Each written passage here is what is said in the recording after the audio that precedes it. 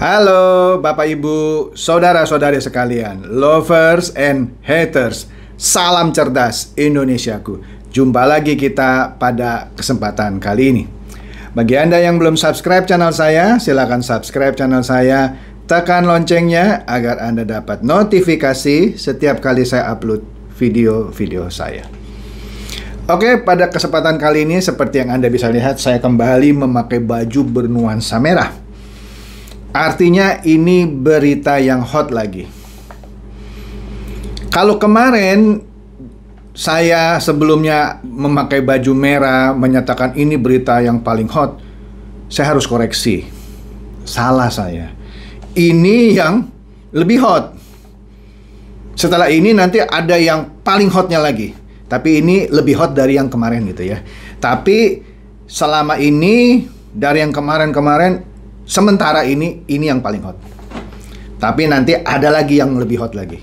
Ini dulu deh ya. Yaitu mengenai perkembangan penyelidikan Bareskrim tentang video. Oke? Tapi sebelum itu izinkan saya dulu memperlihatkan berita supaya Anda semua jangan lupa bahwa Bareskrim ternyata juga sudah menahan dan bahkan melimpahkan kasus edisi case ya ke kejaksaan. Kita lihat dulu di sini beritanya, disebutkan ini Kompas di April ya. Artinya Bareskrim pernah menangani ini. Kita lihat dulu ya. Di sini judul beritanya di Kompas, bos edisi case jadi tersangka dan ditahan Bareskrim Polri. Itu di bulan April ya. Berarti Bareskrim sudah pernah bekerja menangani penipuan-penipuan atau investasi ilegal. Oke. Kemudian di Kompas juga, tetapi di Agustus, jadi sejak April, Mei, Juni, Juli, Agustus, 4 bulan lah kira-kira, ya kan? 4 bulan kemudian baru dilimpahkan perkaranya, ya, masuk ke tahap 2. Di situ yang baju orange juga ada tuh, dikasih lihat siapa saja gitu ya. Ada konferensi persnya, ya. Jalan terus. Oke. Nah, kemudian kita lihat juga di berita Kompas yang Agustus itu dikatakan Bareskrim Polri melimpahkan kasus berkas tahap 2. Kasus investasi, mohon maaf, ilegal dari Edi Narkoin atau edisi case kepada Kejaksaan Negeri Kota Bekasi. Pelimpahan tahap kedua yaitu penyerahan barang bukti dan tersangka kepada Jaksa Penuntut Umum atau JPU. Hari ini Direktur Tindak Pidana Ekonomi Khusus. Kenapa saya kasih kotak merah? Karena direktorat ini juga yang nanti saya kasih lihat beritanya yang sekarang sedang menangani video. Jadi jangan anggap enteng. Kalau Anda masih lihat beberapa leader masih sorak-sorak, nggak peduli, kita dilaporin ke Bareskrim, mana tuh beliau belum dipanggil, tunggu, sabar coy, nanti juga dipanggil, ya, karena sedang diperdalam. Kenapa diperdalam? Nanti saya terangin juga ya.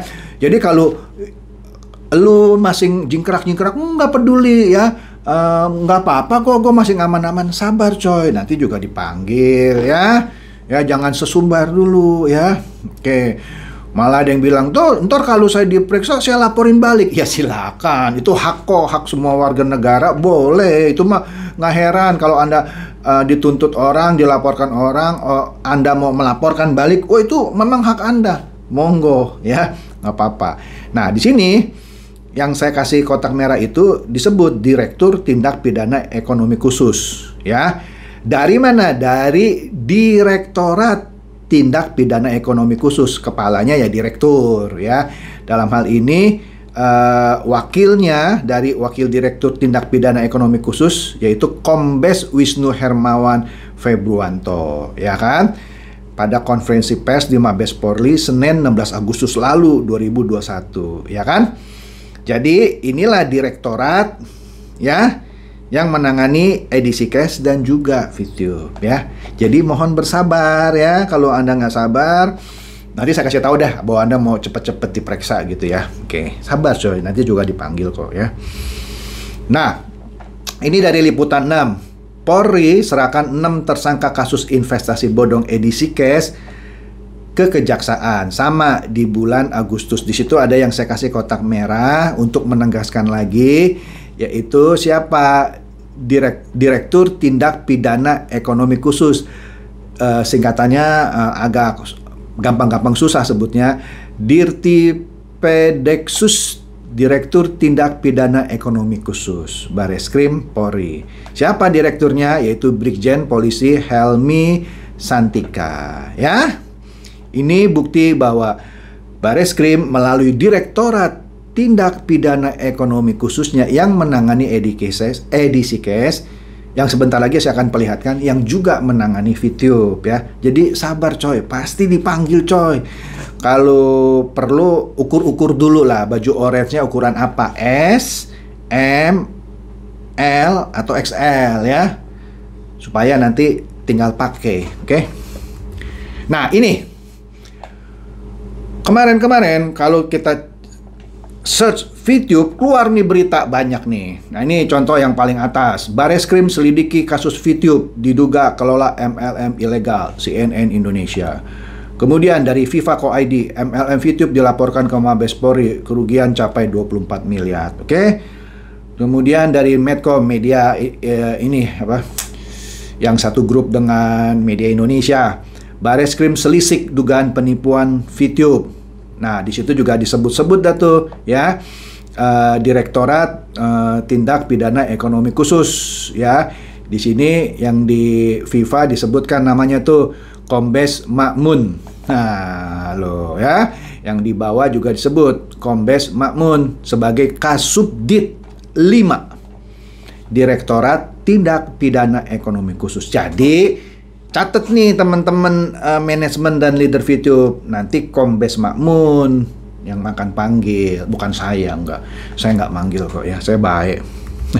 Kemudian, berikutnya lagi, apa tuh dari bisniscilacap.info, member mengadu ke Bareskrim rugi miliaran karena VTube, ya kan? Mereka bisa baca.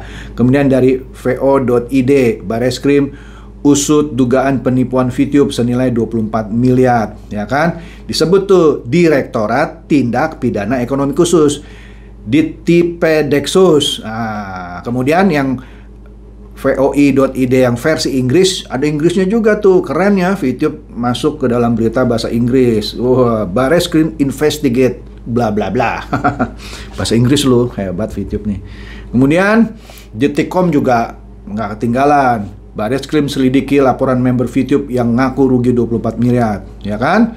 Nah, kemudian ada juga nih dari channelnya VTube Tribun Jawa Tengah, Bareskrim selidiki kasus VTube diduga kelola MLM ilegal. Mantap. Kemudian yang paling bawah itu apa? wahananews.co, rugikan member hingga 24 miliar, MLM VTube dipolisikan. Ya, kemana? Ke Direktorat Tindak Pidana Ekonomi Khusus yang akan ditangani oleh siapa? Kasubdit 5. Catat namanya. Nah, mari kita lihat beritanya satu persatu di sini. Di sini yang dari CNN, judulnya adalah Bareskrim selidiki kasus VTube diduga kelola MLM ilegal. 12 November, baru beberapa hari, ya kan? Baru beberapa hari ya, 2 hari yang lalu, ya kan? Nah, di sini kita lihat nih beritanya nih. Badan Reserse Kriminal atau Bareskrim Polri tengah melakukan pendalaman terhadap laporan dugaan penipuan PT Future ViewTech atau aplikasi VTube. Penyelidikan kasus dilakukan lantaran ada dugaan penjualan program melalui mekanisme multilevel marketing MLM secara ilegal. Kita baru menerima laporan, bahkan baru terima pelimpahan perkara. Nah, nanti saya jelaskan ya apa ya. Yang penanganannya sebelumnya di Direktorat Cyber, lalu dilimpahkan ke kita, kata Kasubdit 5, Dirtipedeksus, Direktorat Tindak Pidana Ekonomi Khusus, Bareskrim Polri, Kombes Makmun kepada wartawan Jumat 12 November. Nah, jadi kalau dulu ada orang yang mencibir gitu ya, mana tuh yang katanya mau melaporkan saya ke Bareskrim, mana nggak dipanggil-panggil saya. Ini penjelasannya, karena pertama kali mereka diterima oleh Direktorat Cyber. Setelah diperiksa, ternyata Direktorat Cyber menemukan mungkin loh kesamaan dengan kasus investasi ilegal edisi cash, maka dilimpahkan ke Direktorat Tindak Pidana Ekonomi Khusus yang juga pernah menangani edisi cash.